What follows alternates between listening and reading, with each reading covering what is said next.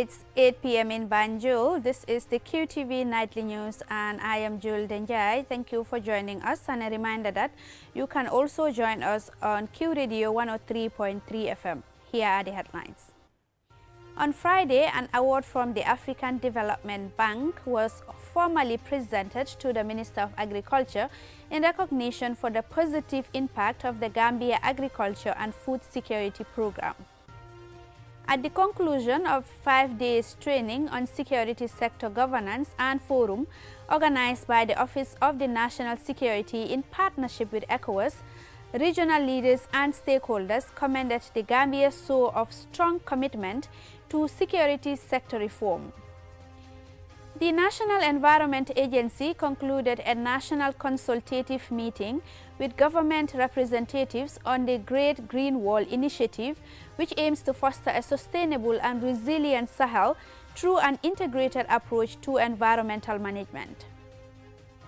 As the world commemorated World Humanitarian Day on August 19, under the theme Honor Volunteers, Act for Humanity, the Gambia Red Cross Society paid tribute to its dedicated volunteers, especially those living with disabilities. In international news, on Thursday, 21st of August 2025, the Global Leaders Network, a coalition of heads of state and government in Yokohama, Japan, led by South African President Cyril Ramaphosa, reaffirmed their commitment to tackling high childbirth rates and strengthening global health. These and other stories coming ahead. To stay tuned.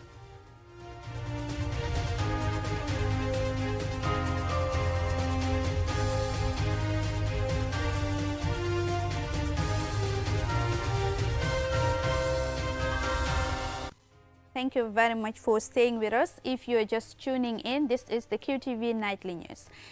On Friday, an award from the African Development Bank was formally presented to the Minister of Agriculture in recognition of the positive impact of the Gambia Agriculture and Food Security Program that has on beneficiaries across the nation. Mam Nabuka witnessed the event, and this is her report. That was Demba Sabali, the Gambia's Minister of Agriculture, officially receiving the African Development Bank Award on behalf of his ministry's GAF-SP Project Implementing Unit. The award was initially presented during the bank's annual Portfolio Review Workshop held in Livingstone, Zambia, where the Gambia Agriculture and Food Security Program was named the second best performing project in 12 countries. GAF-SP was launched in June 2022 with a clear mission to increase income, food and nutrition security for vulnerable households in the Gambia. And over the past 3 years, the project has reached over 185,000 beneficiaries, benefited over 20,000 smallholder farmers with climate-resilient agricultural inputs and technologies, and feeds thousands of school children in vulnerable communities every school day of the year. Momodu Sow, the project director of GAF-SP, stated that the award is a sign of their relentless pursuit of excellence. Each activity has taught us something new about perseverance, adaptability, and growth. There were moments when the path seemed impossible tangled, when setbacks threatened to outweigh progress. Yet it was in those moments and times that the true spirit of our team shone brightest. Miranda Sende, the country representative of the World Food Programme, which played a key role in the implementation of the GAF-SP project, commended the ministry on its irrefutable ability to deliver tangible results. It represents a moment of pride for the country and for us as well as WFP, as it is clear that the Gambia is on the right path, but it should also serve as a call to action and motivate us to intensify our efforts. I would like to take this opportunity to assure you that the WFP is committed to strengthening our collaborative efforts and jointly building on this momentum. Demba Sabali, the Gambia's Minister of Agriculture, called on everyone to continue working together to transform the livelihoods of farming households in the nation. The start of every project in our sector comes with ambition. but very clear goals to bring about lasting and meaningful changes in the lives of our farming households. Today, I am proud to say our efforts towards that are not only bearing fruits, but also recognized at an international stage. Let us scale what has worked. Let us learn from what has not worked and innovate for the future, because our work does not end here. This is just the beginning. Moving forward, the ministry reaffirms its commitment to double efforts and ensure that there is sustainable food security throughout the Gambia. Mam Nabuka, reporting for QTV News. At the conclusion of 5 days training on security sector governance and reform organized by the Office of the National Security in partnership with ECOWAS, regional leaders and stakeholders commended the Gambia's show of strong commitment to security sector reform. And Samana Esonyasi reports. This joint ECOWAS and Office of the National Security training brought together stakeholders from diverse professional backgrounds, notably law enforcement, parliament, civil society and the media, to review the ongoing SSR process and to create a platform for knowledge sharing on how to enhance democratic oversight of the security. As they conclude on what has been 5 days of rigorous training on topics such as internal security and law enforcement reform, gender, inclusivity, intersectionality and the role of the Office of the National Security, ECOWAS resident representative to the Gambia, Miata Lele French, says the regional body is particularly keen on Gambia's transformation agenda, notably security sector reform, stressing that such training is important, especially in fostering collaboration between stakeholders. Our efforts are geared towards making security provision, oversight and management more effective and more accountable within a framework of democratic civilian control, the rule of law and respect for human rights. This training, which comes as a response to the Gambian government's request, is a further testament to the fact that the ECOWAS Commission remains committed to supporting member states who are interested in their SSR agenda. Outlining ongoing efforts to ensure the full realization of the objectives of the SSR process, Colonel Omar B. Bojang, Gambia's Deputy National Security Advisor, welcomed the regional body's positive review of the Gambia government's commitment to transforming the country's security sector and urges continuous stakeholder support. The work of reform begins now. It begins with you. We know that no single agency can do this alone. That is why this gathering is very important. It is not a space for learning, but also to build trust, aligning priorities and reinforcing a national platform for community of practice. While they expressed satisfaction with the training, participants Ibrahima K.S. Damfa, Deputy Ombudsman of the Gambia, Honorable Almame Jiba, National Assembly Member for Fonye Councillor, and Meta Toure, GPU Board Member, joined calls for more stakeholder collaboration. Definitely it was a success. It was an eye-opener for some, while for some of us it's a kind of a reminder as to how far we can go. Together we will be able to make a headway, but without that everybody's hand on deck, we cannot make the effective impact that we desire. So the other path that we've also learned is a collaboration network between civil society, National Assembly members, security institutions, donor agencies in a round table to discuss the main agenda of reform. For us in the media sector, our contributions during the training was for there to be an open door policy between the security sector and the media, just so the media can access information. Launched in 2017, following the change of government, the Gambia security sector reform process has received positive reviews by ECOWAS and other international bodies. However, while critics say it is happening at a slow pace, trainings such as this one are aimed at strengthening ongoing efforts and charting a path forward for the full transformation of the country's security sector. For QTV News.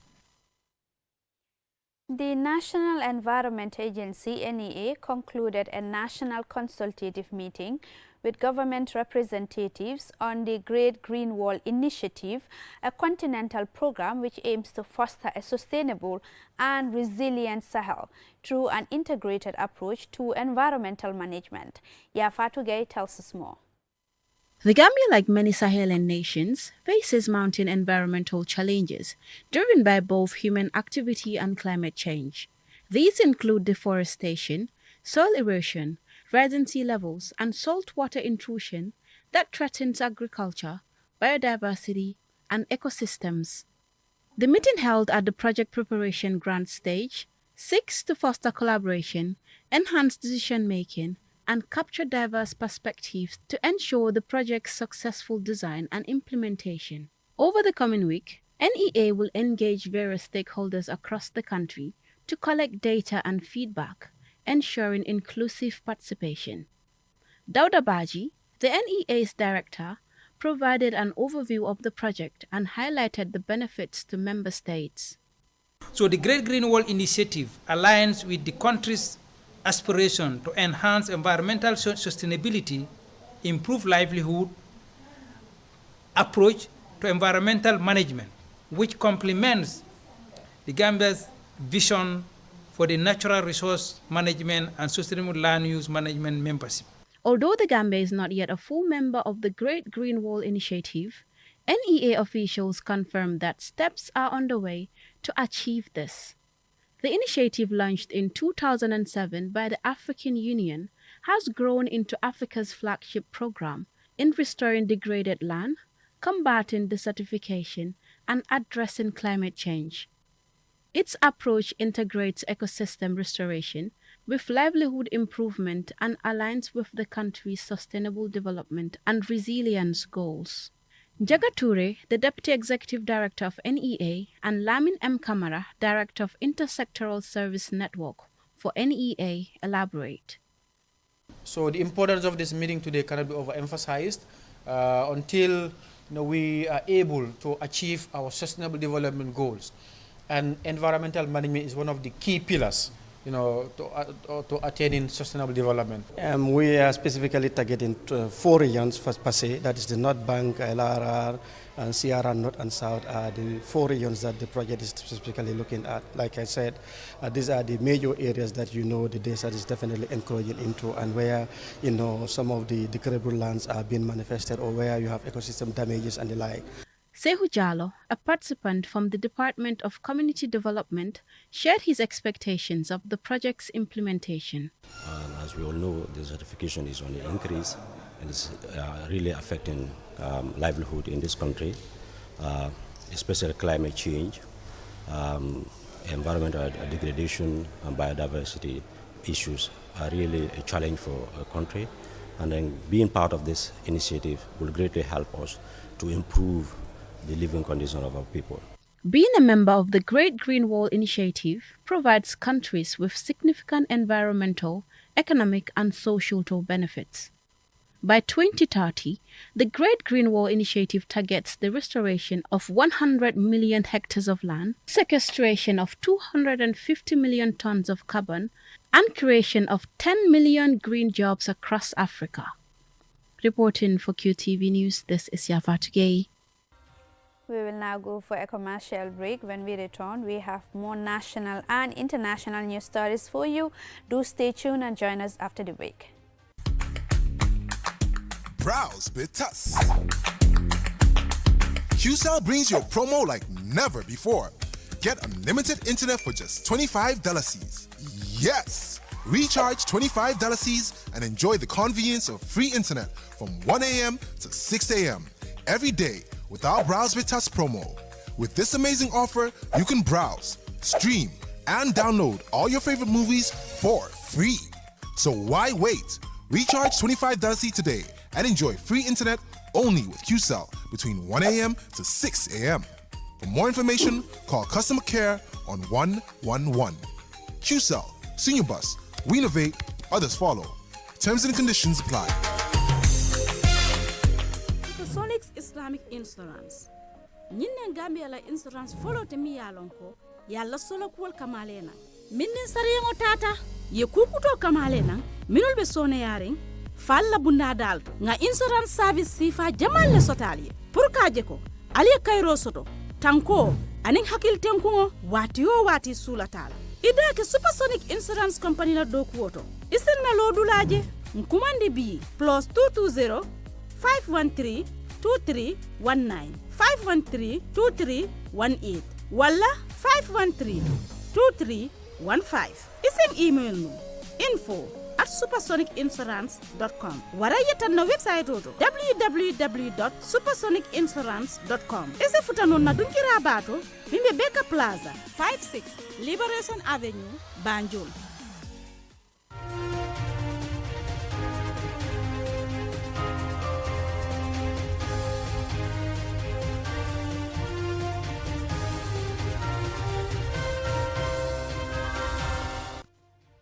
Welcome back, and this is QTV News. Now to the rest of our stories. As the world commemorated World Humanitarian Day 2025 under the theme Honor Volunteers, Act for Humanity, the Gambia Red Cross Society paid tribute to its dedicated volunteers, especially those living with disabilities. Their courage, resilience and leadership in times of crisis serve as a powerful reminder that humanitarian action knows no barriers. Let's have more details of that in this report. At a special event held at the Gambia Red Cross Society headquarters in Kanifing, 3 dedicated volunteers were recognized for their leadership in disaster response, health outreach and building community resilience despite living with physical disabilities. World Humanitarian Day, established by the United Nations, pays tribute to the efforts and sacrifices of humanitarian workers around the world. Ibu Fayenjai, Secretary General of the Gambia Red Cross Society, underscores the significance of recognizing the contributions of humanitarian workers. If you look at Gambia Red Cross Society, we have a special unit called Protection, Gender and Inclusion. So people or persons living with disability is something important to us. And then these gentlemen you see who were awarded today, anywhere you go, anytime you have a Red Cross program, they're there, despite their inability sometimes or the struggle to go, but they still go, and they are recognized by everybody. So recognizing them is just one of those things we can do, but we do far more than that. In our hearts, we know that these people are part of us, and then we must be willing to include them in everything that we're doing. In 2024, over 380 humanitarian workers lost their lives, some while on duty, others even in their homes. Hundreds more were injured, kidnapped, and detained. The United Nations has warned that 2025 could bring an even higher toll of violence against those who risk everything to save lives. The Gambia Red Cross Society relies on local volunteers who respond to emergencies including floods, fires, health outbreaks, and migration issues. This year's theme, Honor Volunteers, Act for Humanity, focuses on honoring local actors and frontline volunteers who resonates deeply in the Gambia. The 3 volunteers honored on Tuesday have each spearheaded vital humanitarian initiatives. Babukar Sane is one of the Gambia Red Cross volunteers being honored on Tuesday. For being part of a society which is among the most vulnerable, it is indeed important to be part of those that are willing to serve and to be among those that are learning to serve others as well that are vulnerable. We thank the Gambia Red Cross Society for this recognition, and we hope that this would not only inspire us but will inspire other generations of persons with disabilities to continue serving humanity, but to learn how to serve themselves but also to serve others as well. In addition to celebrating the 3 honored volunteers, the event featured the presentation of certificates of appreciation to individuals and institutions that contributed to the successful International Youth Bantaba, a major youth-led humanitarian forum held earlier this year. Certificates were also awarded to participants who completed a seminar on emergency medical rescue supplies management for Belt and Road countries. The training, organized by the International Exchange and Cooperation Center of China's Ministry of Emergency Management and sponsored by the Ministry of Commerce in Beijing in July this year. Zhang Tong, Chinese consul to the Gambia, spoke about the importance of the seminar in preparing for humanitarian emergencies. We should just hand in hand to work together to fight against these kinds of disasters or the emergencies all over the world. China is always part of that. According to the United Nations Office for the Coordination of Humanitarian Affairs, 305 million people will require humanitarian assistance in 2025. Yet only 35% of the necessary funding has been secured so far. For QTV News, I am Julden Yai. Now, the Ministry of Health with partners commenced a 3-day capacity building workshop on Wednesday for members of the National Immunization Technical Advisory Group. Mamadou Gajaga was there, and this is his report. With support from the WHO, the forum convened NITAC members and experts from across Africa to enhance data optimization, streamlining vaccine procedures, and identify key sources of vaccine information. Dr. Nathan Bachaita is the WHO representative in the Gambia. So we've done an assessment of the NITAC to see their level of maturity, but also we're going to have a workshop to build their capacity in order for them to be more effective in their work. So the assessment is going to help us inform what will be the topics that they'll cover in the training, so that when we come back maybe a year from today or two, it will be at a greater level of maturity. An assessment report on the Gambia's National Immunization Technical Advisory Group highlights gaps in capacity, work plan implementation, and funding, amongst others. Dr. Nathan Bachaita notes that despite these challenges, some progress has been made. The Gambia immunization program is doing well, but can do better. Of course, we all know that when we had COVID-19 and the disruptions in our work that happened, all our immunization indicators nosedive. But in the Gambia, not too bad. We can still, with the work we are doing with the partners and also the efforts being put in by the government, I think we can get back to our original levels. We are okay, but we can do better. National Immunization Technical Advisory Group is a body that is set up by governments with a mandate to advise government, regional directors, or director generals of WHO as to the safety of vaccines before they are administered. Siddharth Fofana is the program manager of the National Expanded Program on Immunization, EPI. This has been recommended by even the Global Alliance for Vaccine and Immunization, that is supporting most countries to introduce these new vaccines. So don't forget now, really now we have problem with the vaccination. A lot of rumors normally come up and when you talk about vaccination, but definitely the body is there in every country to make sure that they advise the government as to the importance of the vaccine, the safety, the dosage, because global immunization is looking at life course now. Adults are going to be having their vaccines as children are also having their vaccine. National Immunization Technical Advisory Groups, NITACs, are multidisciplinary panels of national experts that offer evidence-based guidance to policymakers and immunization program managers. They formulate recommendations by systematically collecting, reviewing, and evaluating available evidence while considering local epidemiological and social context. Mamadou Gajaga, QTV News. The report takes us to international news.